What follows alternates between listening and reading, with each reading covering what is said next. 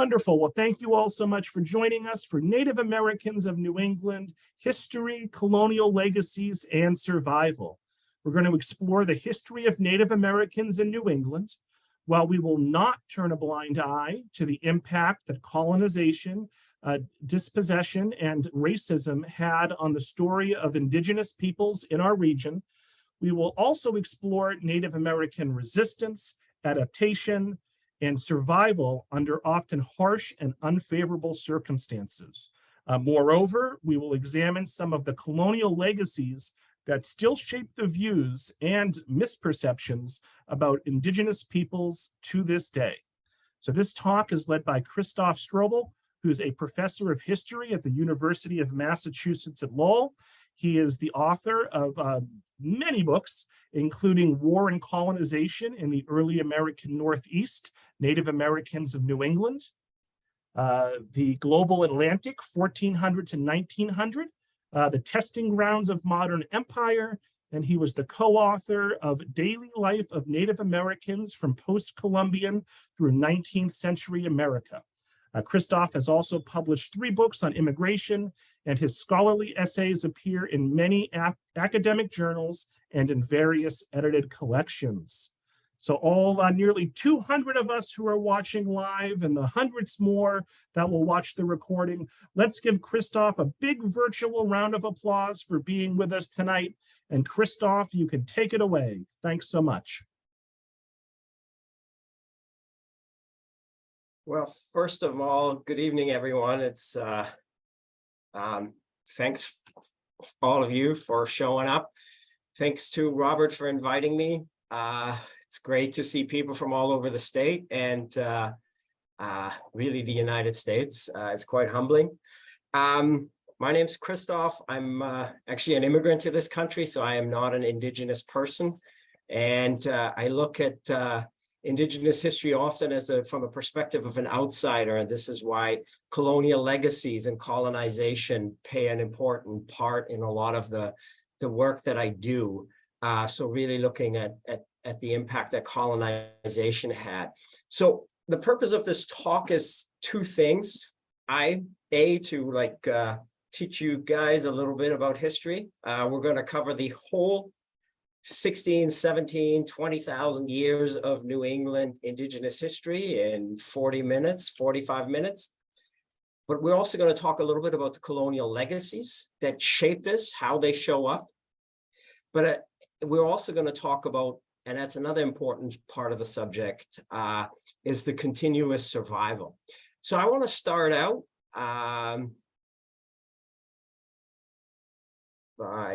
there we go.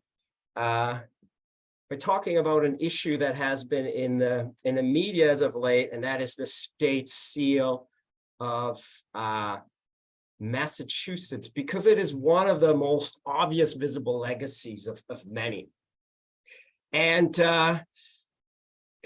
we likely will have a new state seal at some point, which might be much overdue, but that's a different question. I want to talk a little bit sort of about the history of these visible legacies to kind of underscore how these visible legacies are really with us, and we often tend to forget about it. So as you look on the screen, on the right-hand side, you have the 17th century seal of Massachusetts, and that shows a very scantily dressed Native person. On a day like this, where we have record heat, that dress makes sense, but for much of the year, it doesn't. And he has this speech bubble coming out of his mouth saying, "Come over and help us." The Commonwealth of Massachusetts has really gone through a multitude of seals since this original seal, but in the 1890s, they settled bringing back the Native American theme. And so it's kind of, in many ways, a better seal than the 17th century one.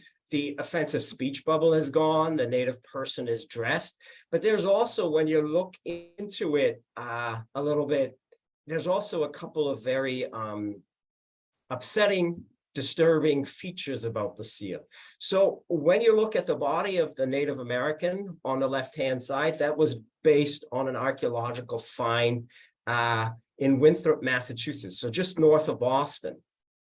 But the head of the person is actually a person from out of state, out west, and they took a Native American model and put his facial feature and hair on top of the body.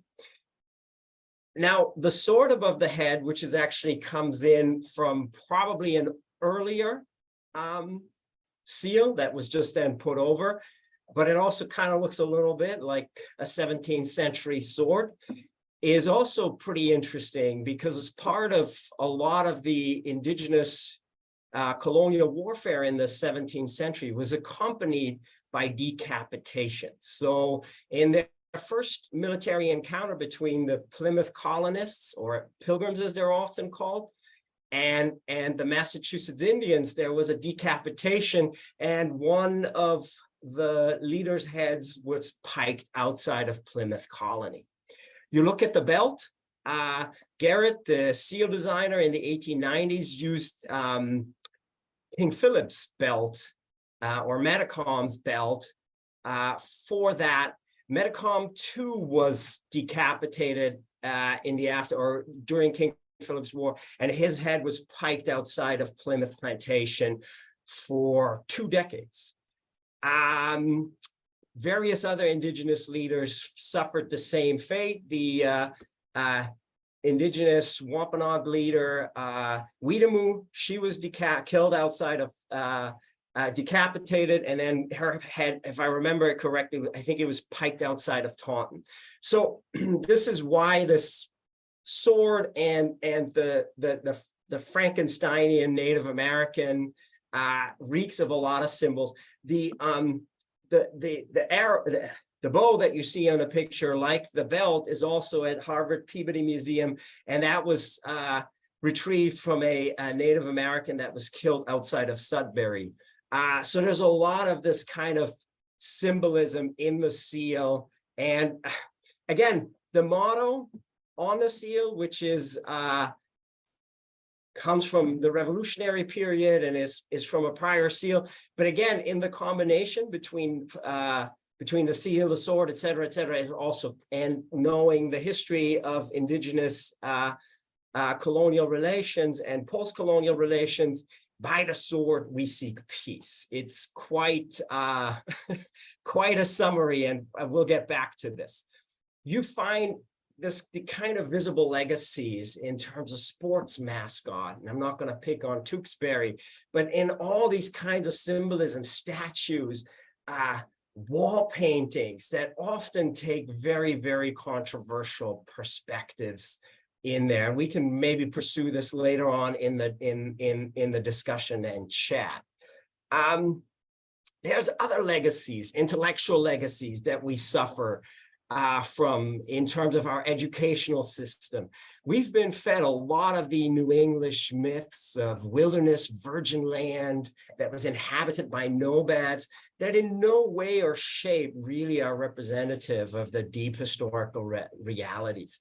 You take a walk in many of the New England forests and you come across these stone networks. I live up in the Merrimack River Valley, as many of the people in the chat are, the stoneworks and ancient history that is going back there, and still controversial to this day. I mean, there's a lot of stuff happening, a lot of cool things going on. There's also a lot of ecological stability here.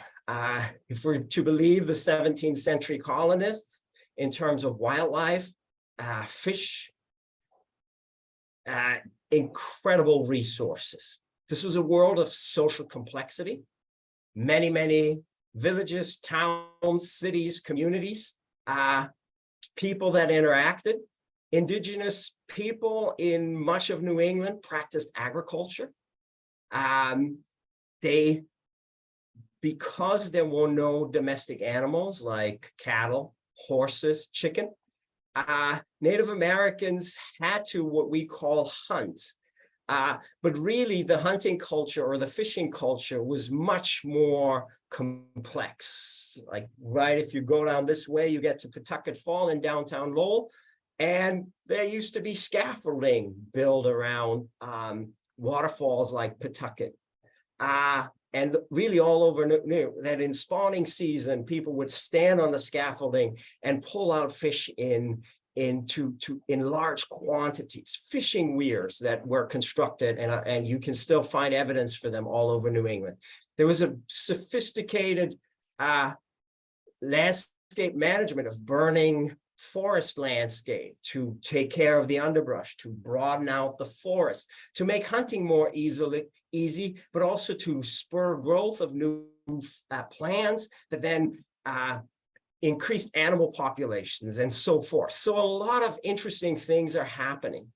New England, not as like urban as other parts of the Americas, like the Midwest, the South, or the Central America and South America, but still, there's plenty of evidence that shows how New England is tied into long-distance exchange networks through burial mounds, but also through wampum that's being traded all over the eastern United States, et cetera, et cetera, et cetera. So we have a vast ancient history, indigenous history in New England that I wanted to just briefly mention here to give us a little flavor to really establish that indigenous people lived here for tens of thousands of years, or for at least 10,000 years, 12,000 years, 13,000 years before Europeans showed up. So what happens with colonization? I'm going to just not give the micro history of the Pilgrims or John Winthrop and his interactions with Native Americans, but I want to look at a couple of themes that hit indigenous people in the 16th and 17th century. A lot of them we are familiar with: the dispossession of land, the dismantling of community, racism. But the other thing that is more talked about today, but is an important thing to underscore, is also the issue of disease. I just mentioned that there were no domestic animals. And that had the impact on many indigenous people that they just did not have immunity to a lot of diseases that existed in Africa, Europe, and Asia. And so with colonization, these diseases came and they had a dramatic impact. In the Lowell area, some of the colonial records suggest that as many as 90% of the indigenous people perished as a result of disease. Of course, there's also warfare that's tied in, colonization, losing land, starvation. So disease is part of this broader ecosystem, and scholars kind of argue about is 70%, 80%, 90%. What we know, in fact, in places like New England is that colonization and diseases that has an impact there, and probably a very dramatic impact, leads to the eradication of about 90% of the population in the 16th and then especially in the 17th century. The other thing that is quite dramatic in the history and the indigenous history of New England, and we're starting to talk about this a little bit more, but still not enough, is the issue of slavery. And thanks to the New York Times, we tend to think of 1619 Virginia. We got them beat. So the history of slavery is also tied in here. The way that a lot of the early contact interacted is that Europeans came to raid for slaves in the coastal areas in the 16th century, and that went into the 17th century. Ever wonder how Squanto learned such good English? He was a person that was matter-of-factly captured. The person who captured him and the crew tried to sell him off on the slave markets in Spain. Some Franciscan friars apparently got themselves involved.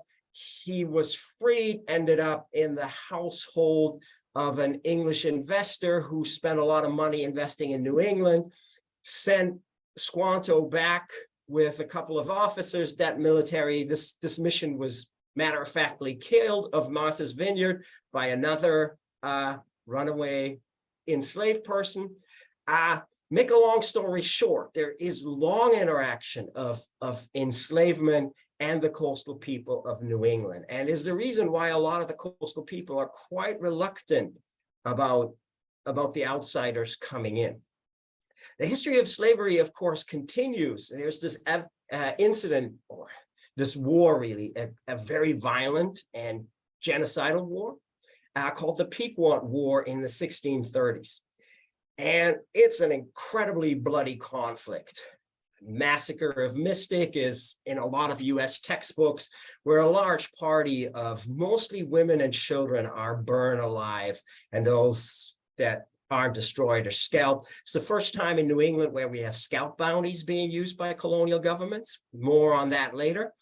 Anyway, and then after this big massacre, there's a lot of tiny wars and wars of attrition that are going on that the English colonists put on the Pequot, their allies. And I say English colonists, the English colonists, of course, also use indigenous allies in their warfare against indigenous. Make a long story short, at the end of this conflict, New English colonists take several hundred Pequots captive. And the colonists, like the guy I mentioned earlier, John Winthrop, who's sort of in Massachusetts Bay Colony, and several of his circle of friends and leaders, they start talking, well, you know, the Romans called their war captives slaves.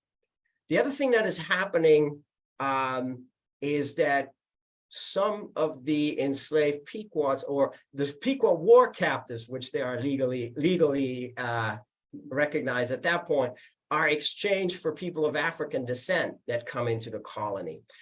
And increasingly, the New English elites are talking about that these really are enslaved people. And so it's Massachusetts Bay Colony, which really is the first English colony, so way before Virginia, several decades, that puts slavery, or a system that we today recognize as slavery, on the books. And that includes indigenous people, and that includes people of African descent.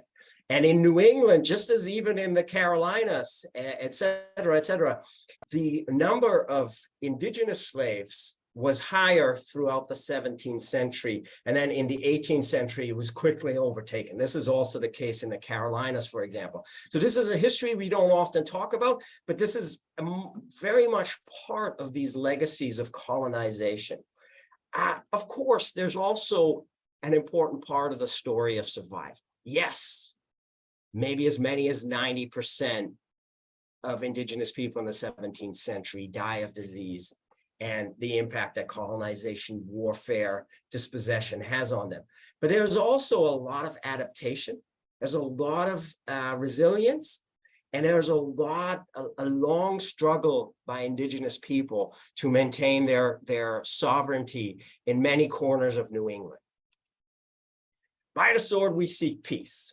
I'm going to bring the state motto back to really just kind of dive in the importance that warfare really played, and warfare against indigenous people, in creating the place we today call New England.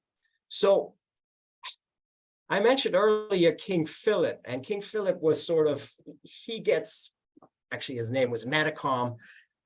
He gets often kind of like the bad guy in the war. And when we talk about King Philip's war, it is more not only about Metacom, it's about many indigenous communities that had long exposure to colonization and grew increasingly frustrated and saw a lot of their rights being taken away. They lost a lot of territory, and it's this sort of increasing displeasure that kind of built a lot of anger in these communities.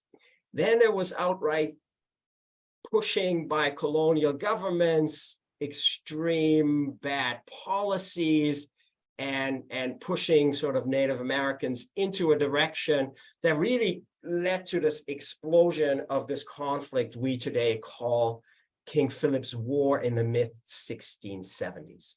So it's a complicated conflict, but you just put it in a nutshell. The indigenous population had already shrunk probably roughly from 140 to 120,000 in the early 17th century to about 30,000. Whereas the English population had grown to 50,000. So you can look at that number game and you can sort of realize that Native Americans were quite concerned.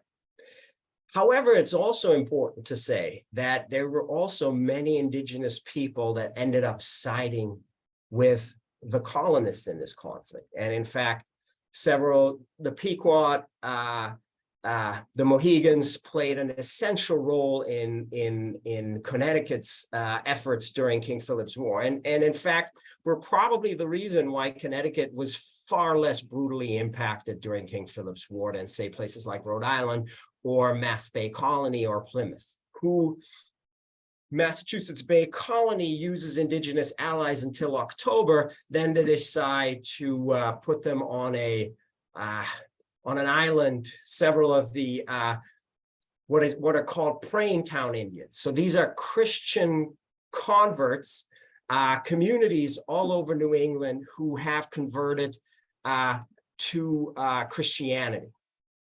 And it's in these communities that several people decide to fight alongside the colonists. And they play a very essential part in the early campaigns of Plymouth and especially Massachusetts Bay Colony. But in October, the situation, the anti-indigenous sentiment in the colonies in Plymouth and especially Mass Bay Colony become very fervent. And a lot of the praying town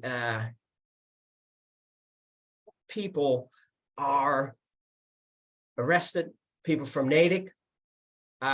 Later on, they're joined by a community up in the Littleton area, and they're put on an island in Boston Harbor, Deer Island, and kept there.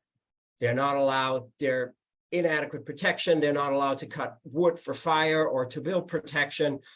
We don't know how many people died, but it was probably an incredibly deadly experience. A lot of these people, several of the people on the island, however, still work and help out the colonists, for example, in the negotiation of the release of captives like Mary Rowlandson and many others. So they're trying to still work with the colonists, even though they're incredibly mistreated, in hope that this will improve their situation.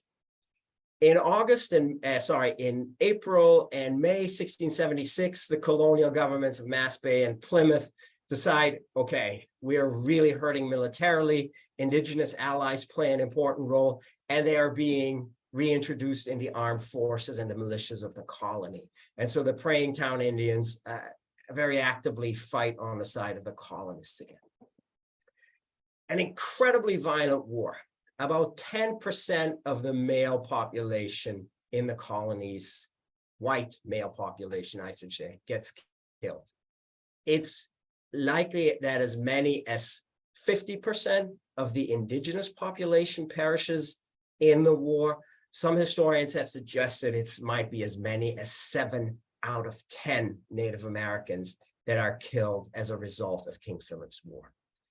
Over 1,000 Native Americans are sold into slavery in the Caribbean, mostly Bermuda. The number might be as high as 2,000. Among them are King Philip's wife and his son. And again, King Philip's War is one of those wars where scalp bounties are used quite frequently.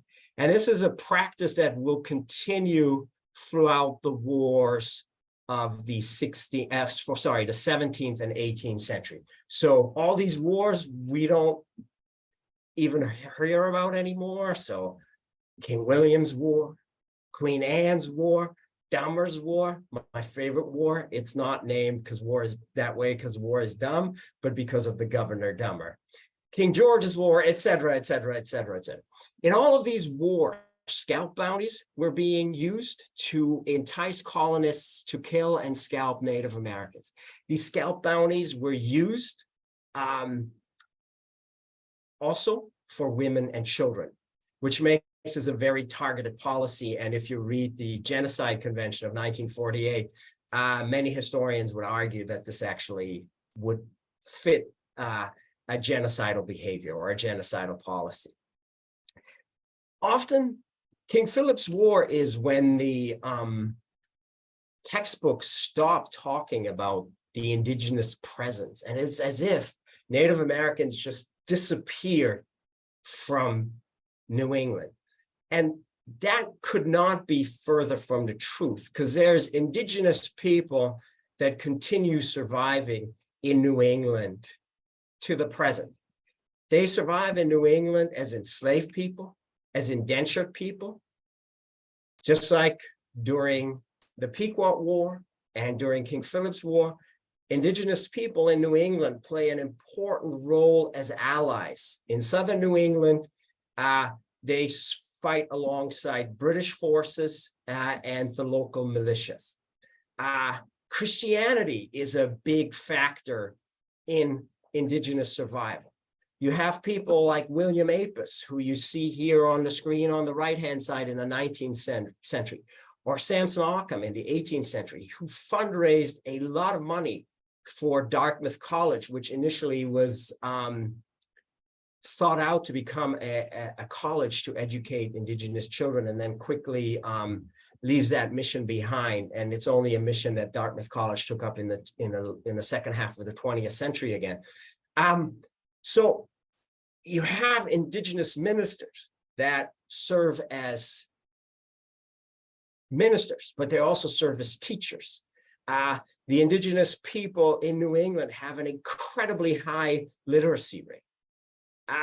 They work in the factories. Betsy Guppy Chamberlain, who you see on the left, and since there's a lot of Lowell folks up here, she's one of the mill girls. She also writes for the two papers, the New England Offering and the Lowell Offering. And about 90% of her writing deals with women's rights. But I think 10% of her corpus also deals with indigenous rights. And so William Apis and Betsy Guppy Chamberlain, especially in the 19th century, were indigenous people that reminded people in New England when they were talking, oh, indigenous people have disappeared. They were saying, hey, we're still here. Don't forget about us.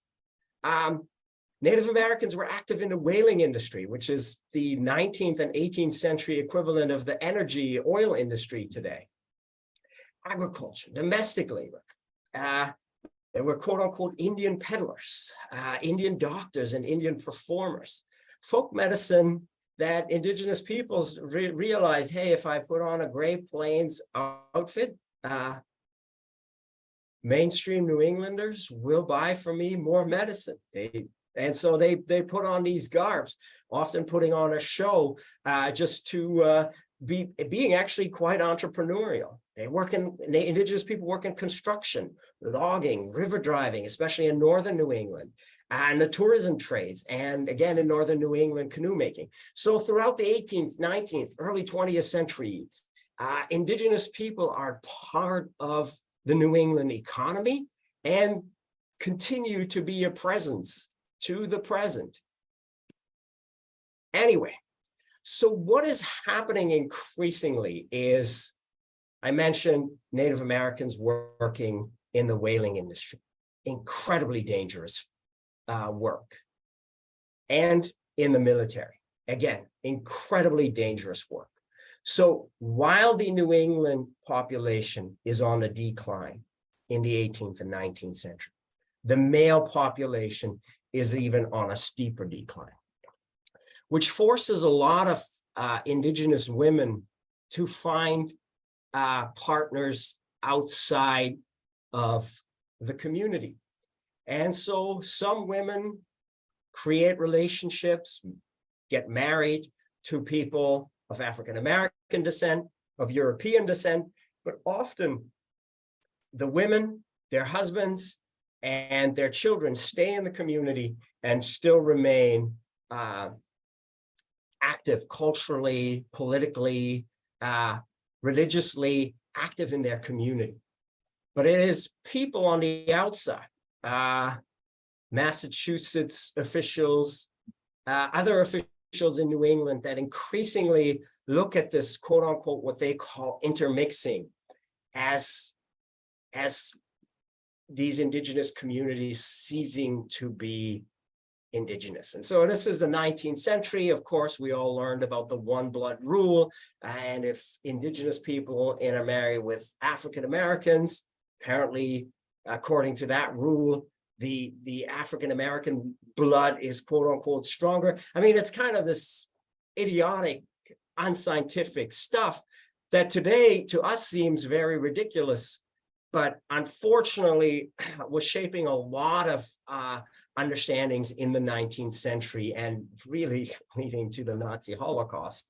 If you look at these theories when they really hit sort of the pinnacle. So there's this racism that's being faced, and there's increasing pressure to take rights away from indigenous communities and people, and to really attack and make these communities disappear.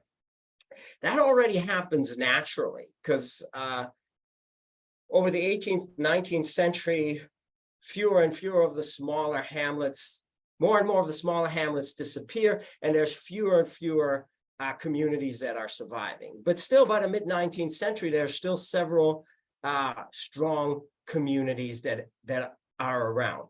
But then from 1860 to 1880, many of the southern New England states decide to what they call terminate indigenous communities. And so they pretty much close down the reserves. They say to indigenous people, well, you're not indigenous people anymore, and you don't have a reserve anymore. And reserve is what we in New England used to call what today in the modern United States is called reservations.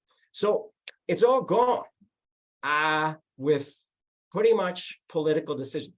Indigenous people, of course, they are fighting this tooth and nail. And there's a proud tradition of that. I mentioned William Apis earlier. I mentioned Samson Occam. The religious communities in New England, they had for 18th, 19th century, they had for a very long time fought these policies and really tried to assert indigenous rights and losing increasingly ground, but not for the lack of fighting. And so as termination is being passed as a policy and is being debated as a policy, indigenous people from all over southern New England fight this tooth and nail. It's a fight they lose, but it's a fight that happened nonetheless. And as termination happens, the fight continues.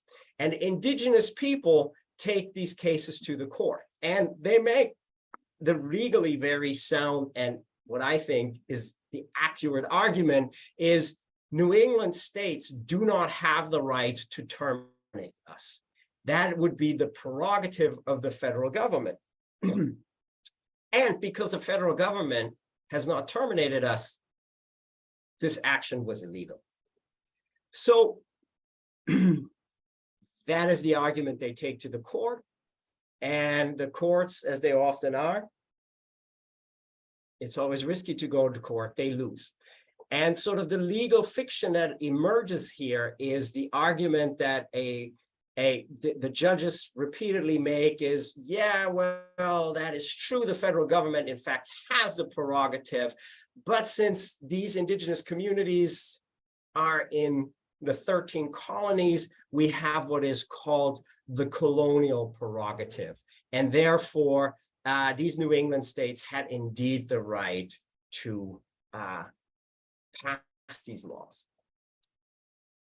Nonetheless, despite these legal cases that are in and out of the courts, there is many communities that continue to be very active. Yes, Mohegans, they lose their reserves. The Narragansetts, they lose officially their reserves, but people still stick around. Mashpee, Wampanoags, they lose their reserve, but the people still continue to cling on to their home communities. They cling on to their friends. They cling on to their churches. They cling on to their ceremonial groups. They continue to connect. And these are indigenous communities that continue to exist, even though they might not have a reserve anymore. People like Gladys Tantaquidgeon, who was a Mohegan healer. So she was trained in the traditional medicine of the Mohegan. But she then also became an academic, got her BA, then a PhD in anthropology from UPenn. Her work on ethnobotany in the among Eastern woodland Native Americans is still among, it's a seminal work.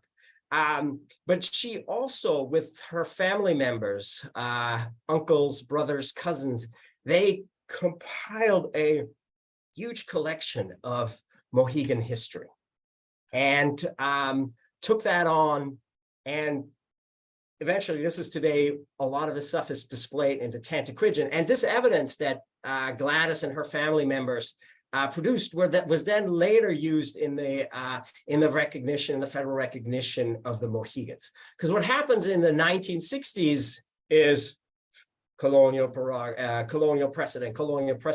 At some point, one judge just looks at this. Well, that would mean Massachusetts can this and this. Is this a colonial precedent? They could do that and say it's colonial precedent. So that colonial precedent is being thrown out of the courts, and we have all of a sudden a new precedent that helps various communities in New England and in other parts of the Eastern Seaboard to become federally recognized communities. Federal recognition, of course, is very expensive. There's many communities in New England that are not federally recognized. Some of them are state recognized, like the Nipmucks, for example, in Massachusetts, but there's other communities that are not recognized. Joseph Nicolar, just a side note, he was a Penobscot Native American. He wrote this book in the 1890s that I still think is a fantastic read, and in a sense is like doing what anthropologists and historians have only figured out in the last few decades. So he was a man much ahead of his time. And there's really indigenous people all over New England, like Nicolar and Tantaquidgeon, that are preserving the indigenous past and really reminding mainstream society that indigenous people are still there. There's, of course, I've been talking for 35 minutes, so I'm trying to wrap things up relatively fast here so that we have time for questions. There's also a bit of a history with the boarding and residential schools. That goes back to colonial times, really. And then again, sort of the federal boarding schools that were incredibly devastating on indigenous people. The motto was to kill the Indian, quote unquote, to save the men. We haven't really crunched the numbers, but the Canadians have, and it was safer to be a Canadian soldier fighting trench warfare in World War I than it was. Your survival chances were higher than being an indigenous child in what the Canadians call the residential school. So that is part of New England history too, although most of the kids are brought into out-of-state institutions and the Thomas More School in New York that you see here. The other thing that is going on, and there's a great documentary that's called Dawnland, that's made by two movie makers, documentary filmmakers from Boston, that deals with family separation. And family separation is not talked about as much as boarding schools, but it's also a very devastating issue for indigenous communities. And this was pretty much taking children out of their families, merely only for the fact often that they had indigenous parents. And the devastation that brought onto indigenous communities is a very depressing topic. So in the 1970s, Congress passed a law to forbid this kind of practice, but in the state of Maine, family separation in violation of the laws passed by Congress continued until it was ended in 2005. And Maine started having a Truth and Reconciliation Commission to kind of come to terms with this past, which of course is a very difficult thing to do, especially when you talk to survivors of residential or boarding schools and survivors of family separation. The violence, incidents of death, rape, abuse, it's just devastating to hear these accounts from people. But there's also persisting legacies and challenges. State and federal recognition, that is something that has gotten better as we saw it, and is a continuous struggle. The issue of land for a lot of New England communities is a big one. Also the issue of Indigenous nationalism, sovereignty and activism. I mean, like for over 50 years now, we have the Day of Mourning down at Plymouth, Massachusetts every year, sort of as a reminder of the other side of the Thanksgiving holiday. Like many poor communities, Indigenous people face challenges in terms of keeping their communities economically strong. And the issue of cultural revitalization. Language preservation is a big factor here against the Wampanoag language preservation program, for example, at Mashpee and in other places. And then environmental issue. For the Penobscot, for example, water rights issue, clean water access is a big issue that is fought over in the courts. I spoke for, I think, 39 minutes, so I want to stop sharing my screen and make myself available for questions now. So folks, let's give Christoph a big virtual round of applause for a wonderful presentation. Crammed a lot of information in there in 40 minutes or so. So folks, we'll take questions and comments from the audience. Feel free to type your comments into the chat, your questions into the Q&A, and we'll take about 15 minutes and get to as many as we possibly can. First question comes from Alice, who writes, was the person, so this is regarding the state seal, was the person who the bow came from a generic Native American, or were they from a specific nation? I do not know. Maybe the Harvard Peabody Museum. I have no idea. Many people in the Sudbury area, could be what we today call Panacook, could be Massachusetts and various other communities, but I don't know. Mm-hmm. Ellen says that traditionally we've been taught that scalping was an Indian invention in practice. Yeah. Is that the case, or was it brought to practice by the colonists? Honestly, this is this is a very good question. I'm not laughing. It's just because people don't ever like when I don't give straight answers, but the older I get, I find it harder to answer certain things. There seems to be archaeological evidence that seems to suggest that in various areas in North America, there existed pre-contact forms of scalping that were part of warfare. That said, colonists, and I don't know, there's some scholars that say it exists for New England as well, but the evidence is not conclusive, and there is also solid evidence that seems to suggest to the contrary. So, however, whether it's an indigenous invention or it's a colonist invention, colonists definitely make wide use of scalping, and the scalp bounties that people could receive. I mean, that was like 2 years of pay at like the top rates of scalp bounties. That was 2 years of pay for a common like militia soldier. So we're talking a lot of money. And in the image there, you saw Hannah Dustin. Supposedly she got 50 pounds for scalping probably 9 Native Americans, maybe 10. And if we believe Cotton Mather, who's really one of the only sources that we have there, 7 of them or 6 of them were children.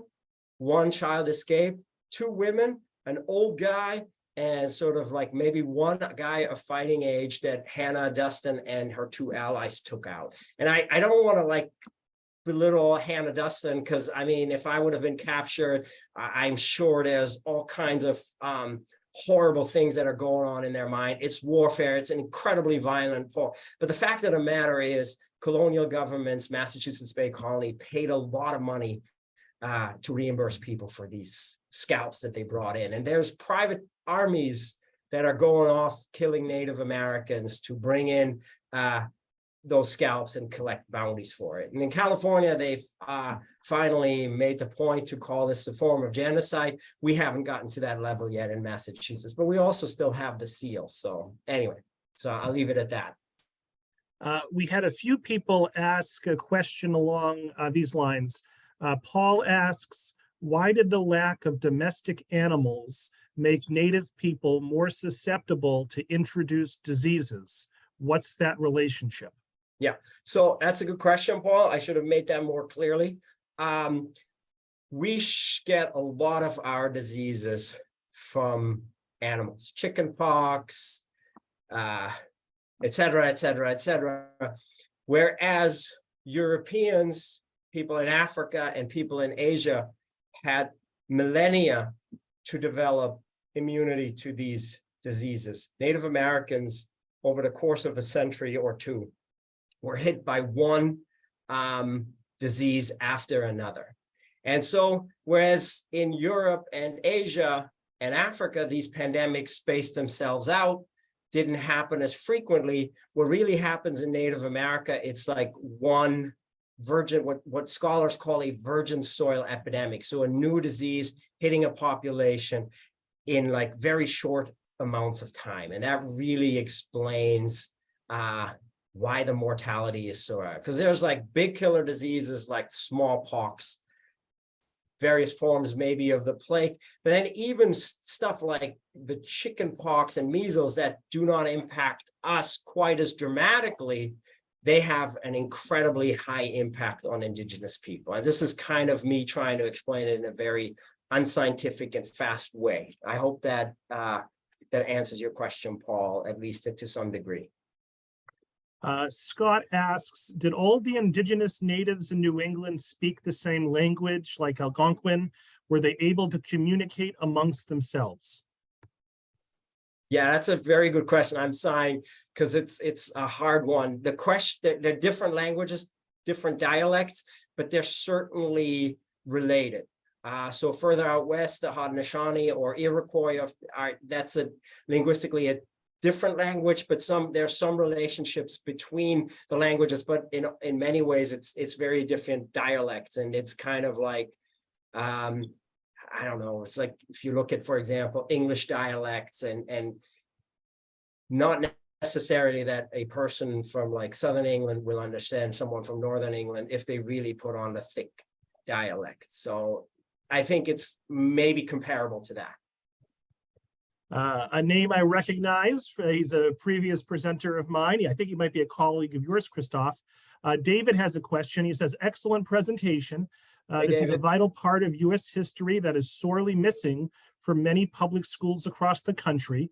So how do we bring the history of Indigenous people to the mainstream in our schools and universities? That's a good question. I'm trying. Yeah, no, so I do like volunteer my time and work with teacher workshops and so on.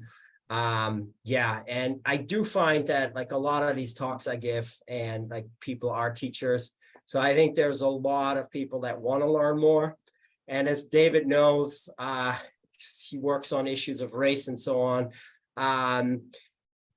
Then there's also the challenges that educators are facing in this sort of culture war dynamics that we're having, which are kind of creating very interesting dynamics for educators, to put it diplomatically.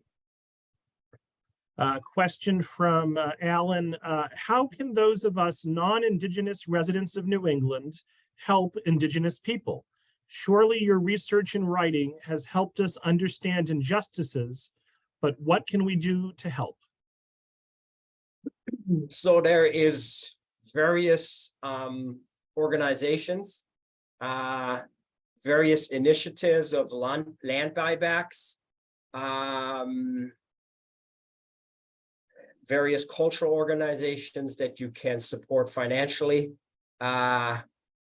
So I would do that. There's several initiatives, for example, the Kawasaki Band of the Pennacook up here. They're trying to like buy some land back of a cemetery of their ancestors. The Mashpee Wampanoag community is trying to do some land buyback initiatives. So it's all kinds of stuff like that I think is worthwhile. And I'm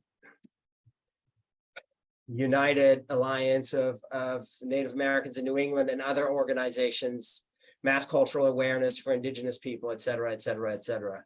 And then, of course, keep bugging your congressman on the, and not a congressman, but, well, also congressman, but also your state representative on the issue of the state seal, although that seems to be hung up in committee and it seems to change, but what to, who knows?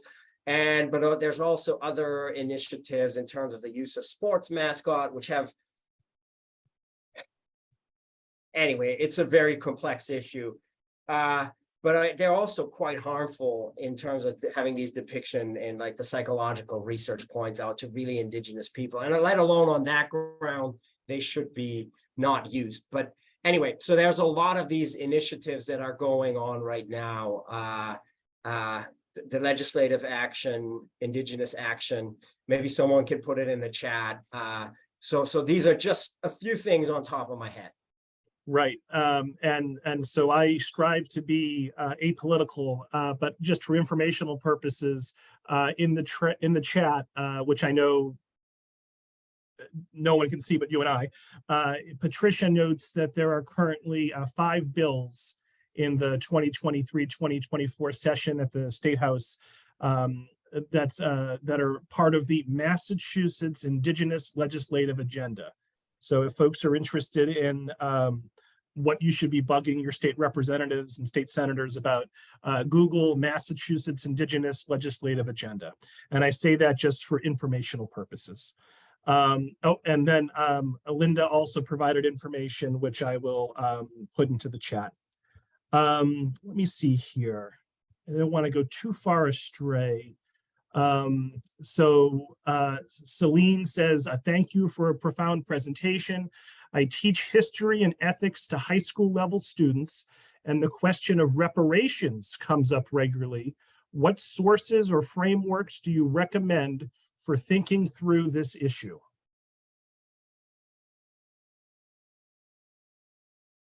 That's a very, very good question. And reparation and reconciliation is really not my forte.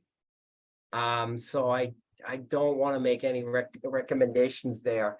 The other thing that's concerning to me is I think we're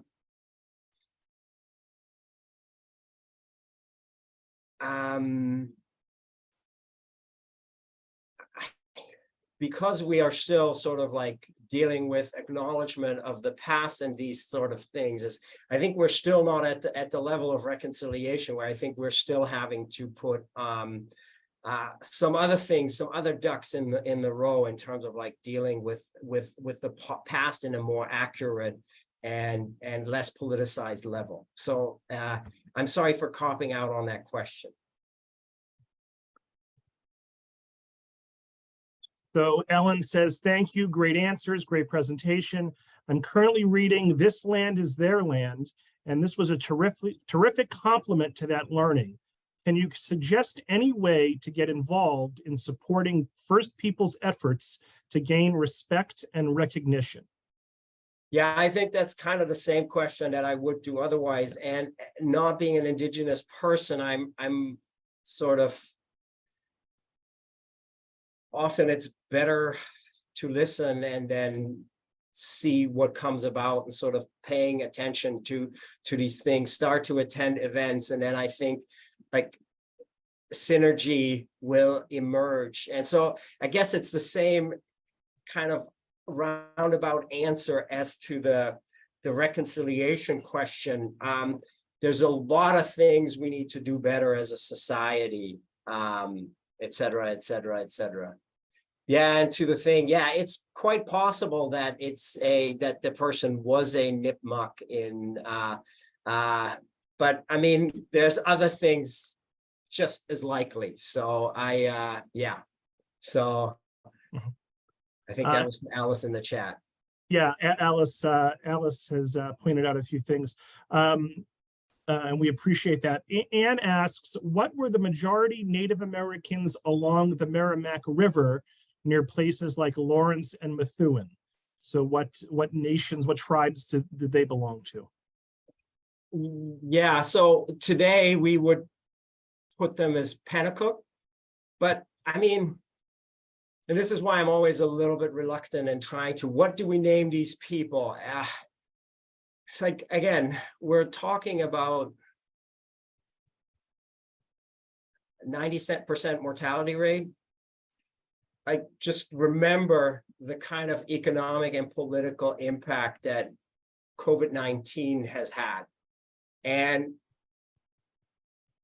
now put that on such an expedited and more deadly level, that with that kind of mortality, I think a lot of the societies were falling apart. And so what we call indigenous societies today might be what they were calling themselves in the mid-17th century or by the 19th century, but we don't know what they call themselves in pre-contact or pre-colonization times, or and so even if you read kind of the early colonists, there is all kinds of conflicting nomenclature that comes up, so that I'm always very reluctant to say, so what were the people here in the 17th century? And what I often do is like, okay, in Lowell, we had Wamasee, the praying town, and we had Pawtucket, a town that was inhabited by the people of Pawtucket, that in some colonial records are called the Aboriginians. In other colonial records, they're called the Pawtuckets. And in other colonial records, they're called the Pennacooks. So even in just 2 decades, in the 1630s and 1640s, 3 different names for what might be the same people. So yeah, that's the kind of situation you face with these kinds of questions. And so this is just me giving an honest answer that I don't know, and I am just honest enough to like say now, and I don't think that on the evidence we can figure this out. There certainly today the descendant communities from these areas would identify themselves as Pennacook. So sorry. Alice noted in the chat that you referenced a book by Nicolar. Hopefully I'm pronouncing that correctly. Yep. And the title of the book is The Life and Traditions of the Red Man. And an anonymous attendee would like to know a little bit more about that book. What exactly is that book about? So it's kind of a history of the Penobscot. It starts up with the founding stories, Glooskap, the culture hero of the Penobscot, and it's just a very interesting read. You can get it free online. So just dive in, enjoy. If you're like reading that kind of stuff, I think it's a worthwhile read. Deals with a lot of folklore traditions, but then also has kind of an interesting view of the history. I might have it here. I might have it in my basement. So yeah, but yeah, that's a quick answer to a very complex book. Sure. So folks, we're going to start to wind it down. We'll wrap up in the next 3 to 4 minutes. I'll get to a couple of more questions. Clearly, we're not going to get to all the questions. There's like 20 more questions. So we'll do our best. Vigo, we touched on this a little bit, but let me ask you directly. What is your opinion? So Vigo says on the lack of truth in American history regarding Native Americans for years. Have the history books finally been corrected for the youth of today? I think that culture war is still being fought. And yeah, not just on Native American history, but on various other fronts. And everything has become so politicized in this day and age that it's, yeah. So aside from your books, of course, Christoph, are there any books out there that you would recommend to folks on this subject? Specifically, let me see who it was. Shelley asks, my pal Shelley asks, do you recommend Charles Mann's 1491 book? That's a decent book. Yeah, local author from Amherst, very good, very, very good book. His 1493 is also a good book, and they're like, unlike my books and academic books, they're more affordable. Silverman's book, This Land is Their Land. He grew up in Chelmsford, just north of Lowell. So that's a very good and mass market book. The Mayflower book, some people, I think it's a good book. It's affordable. Lots of stuff at your library. There is several copies of my book in the library system. In the Merrimack Valley, Central, the CW Marsh system in Central Massachusetts has a lot of copies as well. So yeah, there's a lot of good books and for individual communities too. So yes, there's a lot of good scholarship being produced, and hopefully it will trickle down. And then, of course, a lot of good work done by Indigenous people as well in various local initiatives. So Christoph, I'm going to circle back to you in about 30 seconds for any closing thoughts you might have. But folks, for those watching live, just a reminder to look for an email from me tomorrow morning with a link to this recording, a link to a feedback survey, and information about some other upcoming virtual programs. Also in that email, I'll provide a thank you to all the libraries who partnered with Tewksbury tonight. And just to note, please take 30 to 60 seconds and fill out that feedback survey tomorrow. That is greatly appreciated. So Christoph, I wanted to circle back to you. Do you have any last words for us before we wrap up the talk? Sort of a Jerry Springer final thought. No, I really don't. Thank you so much, everyone, for making it out. I know it's a difficult time of the year, and getting an extra hour out of your day. Certainly, yes, Roxanne's Indigenous History, the People's History, very good book as well. Roxanne Dunbar Ortiz's History, the Indigenous People. Yeah, so it's a lot of good stuff out there. Great. Well, thank you so much, Christoph. Thank you for spending your evening with us. Thank you all so much at home for watching. I hope everyone enjoys the rest of their night. Thanks again. Have a good night, everyone. Bye-bye. You too.